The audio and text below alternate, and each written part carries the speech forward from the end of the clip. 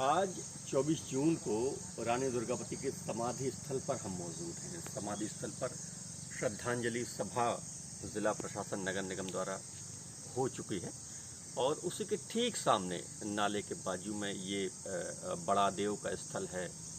आदिवासियों के देव बड़ा देव का स्थल है। लोगों का मानना है कि गोंड जो होते हैं उनके ये देव हैं, जिनको हम बड़ा देव कहते हैं। ठीक सामने है बेहद खूबसूरत चबूतरा बना हुआ है जहाँ पर देव विराजमान हैं। और हम बात करते हैं रानी दुर्गावती के वंशज हमारे साथ हैं जिनसे हमने बात की, तो रानी दुर्गावती के बलिदान दिवस के बारे में उन्होंने हमें बताया। और अब हम वो बड़ा देव के बारे में बता रहे हैं कि बड़ा देव का क्या महत्व है आदिवासियों के लिए और कैसे ये देव स्थापित किए जाते हैं। तो हम क्या नाम है बाबू जी आपका?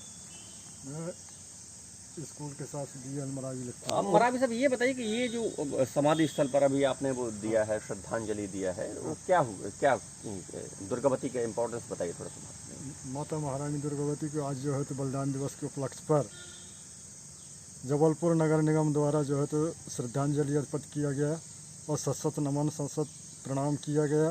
और माता महारानी दुर्गावती को आज उनने अपने श्रद्धांजलि से और उनकी आराधना से जबलपुर शहर को गौरवान्वित किए। हमको ये बताइए कि कैसे शहीद हो गई थी माता रानी, उनके बारे में अगर कुछ बता पाए तो। माता महारानी दुर्गावती जो है तो अकबर का उस समय में कहा जाता है 1564 के पहले दिल्ली में शासक था अकबर बादशाह, और वही अकबर बादशाह के सेना नायक जो सेनापति कहा जाता है आसफ का एक कड़ा मानिकपुर का रहने वाला था। तो जब इन्होंने अकबर ने उनको आदेशित किया कि किसी भी राज्य को जो है तो आप अपने कब्जे में लीजिए, हर राज्य को, किसी को आप जो है तो अपने उससे न छोड़ें। तब उन्होंने जो है तो यहाँ पर एक स्त्री जाति महिला जाति की जो रानी थी, महारानी जिनको कहा जाता था, उन्होंने यहाँ राज किया करते थे। उनके राज में जो है तो धन और प्रजा जो है तो सुखमय रहा करती थी, किसी को किसी प्रकार का जो है तो तकलीफ नहीं हुआ करती थी। तो इस ईर्ष्यावश अकबर ने कड़ा मानिकपुर के सरदार आसफ खां को यहाँ पर युद्ध के लिए भेजा और किसी भी तरह रानी को जो है तो आप मजबूर करिए, यदि वो मानती हैं हमारे कहना तो हमारे राज के अधीन हो जाएं और अपने आप को जो है तो हमारे हवाले सुपुर्द कर दें। तब माता महारानी इस खबर को जब उनने सुनी तो उनने इस अन्याय के खिलाफ जो है तो बीड़ा उठाना, कदम उठाना शुरू कर दी और लड़ाई लड़ना, मोर्चा संभाल ली उनने। तभी से जो है तो यह लड़ाई अकबर की अधीनता स्वीकार न किए जाने पर जो है तो शुरू हुई। यदि उस समय में माता महारानी दुर्गावती अकबर की अधीनता स्वीकार कर लेती तो यह लड़ाई जो है तो वहीं पर समाप्त हो जाती, पर उन्होंने ऐसा नहीं किया। अकबर की अधीनता उन्होंने जो है तो स्वीकार नहीं किया। तब से ये जो है तो लड़ाई शुरू हो गई। उनको कई हिंदू रानियों की तरह या हिंदू महिलाओं की तरह अकबर के बादशाह के जो हर्रम हुआ करता था, जहाँ पर हजारों नारियाँ सैकड़ों नारियाँ जो है तो वहाँ पर कैद की जाती थी, तो वो उस तरह से रहना जो है तो इन्हें पसंद नहीं थी। कह मैं एक हिंदू हो करके, हिंदू धर्मावलंबी हो करके, हिंदू धर्म को मानने वाले, मेरे तो दोनों पीढ़ी की जो है तो उद्धार करना है। यदि मैं अकबर के हर्रम में चली जाती हूँ, उनकी बातों में फंस कर के, उनके जाल में फंस कर के रह जाती हूँ, तो मेरे जो है तो दोनों कुल के नाम डूब जाएगी। एक तो जहाँ पर मैं जन्म ली उस कुल के नाम डूब जाएगी, और दूसरा जहाँ पर मैं ब्याह के आई उस कुल के भी नाम डूब जाएगी। और जिस देश में हिंदू धर्म के धर्म का जो है तो प्रसार और हिंदू धर्म के ही लोग यहाँ पर निवास करते हैं, उनकी धर्म रक्षा, धर्म नीति, धर्म शिक्षा और सामाजिक रीति रिवाज जो है तो पूरे डूब जाएगी। इस कारण जो है तो मैं अकबर की सेना जितना भी प्रलोभन दे या अकबर प्रलोभन दे। कैसे झगड़ा हुआ रहा ये बताइए थोड़ा सा। ये केवल राज की लालच में ही झगड़ा हुआ था। जब ये बलिदान हुआ या उन्होंने अपने आप को बलिदान किया तब हाँ। क्या की घटना रही है थोड़ा बताइए। हाँ, तो कहा जाता है कि कड़ा मानिकपुर के सरदार सुबह एक दिन पहले जो है तो 23 जून 1564 को उन्होंने जबलपुर गढ़ा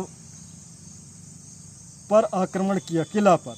जब माता महारानी दुर्गावती वहाँ पर अपने आप को सुरक्षित न समझा तो उनने जो है तो मंडला किला के लिए वहाँ से जाने की तैयारी की। जब सुबह सुबह उनने जो है तो जबलपुर गढ़ा के मदन महल किला को छोड़ करके और मंडला के लिए तैयारी हुई, तो यहाँ तक पहुँची थी। यहाँ कहा जाता है कि नर्रई नाला जो है तो बहुत उफान पर थी। आज वह नाला में पानी नहीं है, पर उस समय में शायद उस अच्छी बरसात हो गई होगी तो पानी आ गई रही होगी, उफान पर थी। तो यहाँ पर उनकी जो सरवन हाथी है, सफ़ेद हाथी जिसको कहा जाता है, तो वो नाले को पार नहीं कर सका। तो इसी कारण जो है तो वो यहाँ तक आ गया और आसफ खां की सेना पीछे से आ गई। महिला तो थी ही, उसको बंदी बनाने के लिए, उसको तरह तरह की प्रताड़ित करने के लिए, तरह तरह की यातना देने के लिए, तरह तरह की सज़ा देने के लिए और तरह तरह के प्रलोभन देने के बाद में भी उनने नहीं मानी, तो उन्हें बंदी बना करके किसी न तरह ले जाने के लिए, दिल्ली ले जाने के लिए जो है तो उनने पूरी कोशिश किया आसफ खान ने। पर उनकी जो सोच था, जो विचार था, वो माता महारानी की दुर्गावती की सामने सभी जो है तो विफल हो गई और वह अपने आप में उनके हाथों ना लग सकी और उनके हाथों में ना लगने का उनने जो सोच और विचार रखा, तो अपने ही कटार से उन्होंने जो है तो वो कर लिया, बलिदान कर लिया। और आत्म बलिदान करने के लिए अपने सैनिकों को और अपने देशवासियों को और अपने भाई भतीजे जो होते हैं उनको सभी को उनने यही आशीर्वाद दिया कि मैं तो इस लोक से परलोक को जा रही हूँ, पर मेरे धर्म और आन बान शान की रक्षा करने के लिए आप लोग जो यहाँ पर मौजूद हैं, जो मेरे आँखों के सामने सभी लोग दिखाई दे रहे हैं और सभी साथी जो उपस्थित हैं, वो हमेशा हमेशा के लिए इस परंपरा को अक्षुण्ण बनाए रखना, जिससे कि भारत देश की रक्षा हो सके और भारत देश जो है तो इस संसार में अपने शक्ति का प्रदर्शन कर सके। उसी का आज आपने 24 जून को बलिदान दिवस किया है। और अब हम आपसे बात करेंगे बड़ादेव के। बड़ादेव देखिए, कुछ हमारे दादा लोग आए हैं बड़ादेव के दर्शन करने के लिए, तो दादा आपसे हम बड़ादेव के बारे में पूछेंगे थोड़ा सा, ये कैसे बनते हैं, आप बता पाएंगे?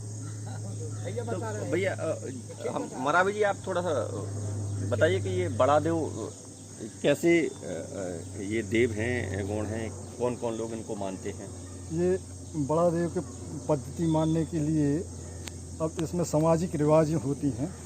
हर समाज में अलग अलग रिवाज होती है, अलग अलग परंपराएं होती है, अलग अलग रीति होती है और पारिवारिक रीति अलग होती है, ग्राम रीति अलग होती है और ग्राम के जो समाज रीति अलग होती है और प्रदेश और देश रीति जो है तो अलग अलग भाषाएं, अलग अलग धर्म, अलग अलग अवलंबियों का जो है तो हमारा देश भरा हुआ।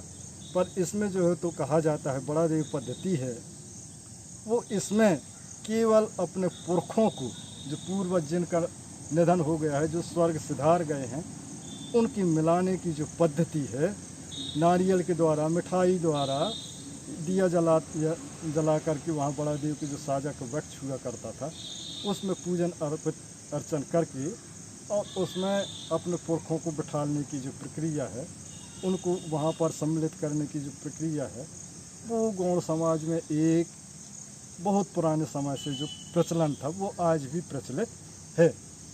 कौन कौन आदिवासी मानते हैं इनको? इनको कहा जाता है केवल गौड़ समाज के जो गौड़ वर्ग का जो लोग है वो ही इस समाज में जो है तो इस पद्धति को मानने के लिए अभी तक इस प्रथा को चला रखे। बड़ादेव किसके, शिव के प्रतीक है, क्या है? कहा जाता है बड़ादेव को शिव के प्रतीक माना जाता है और शिव के प्रतीक ही बड़ादेव को मान लिया गया है। पर एक तो अपन लोग साजा के वृक्ष में शंकर जी में ही भगवान को विराजमान करके और अपने पुरखों को उसमें ही सम्मिलित कर दिया जाता है। पर एक शंकर जी के तो अपन भी घर पर उसकी शिवलिंग स्थापित करके या उसकी फोटो रख करके या उसकी मूर्ति स्थापित करके उसको भी माना जाता है।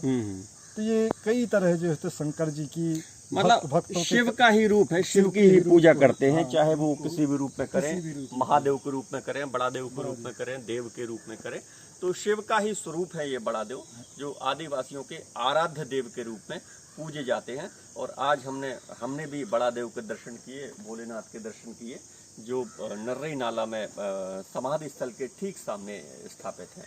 राकेश श्रीवास।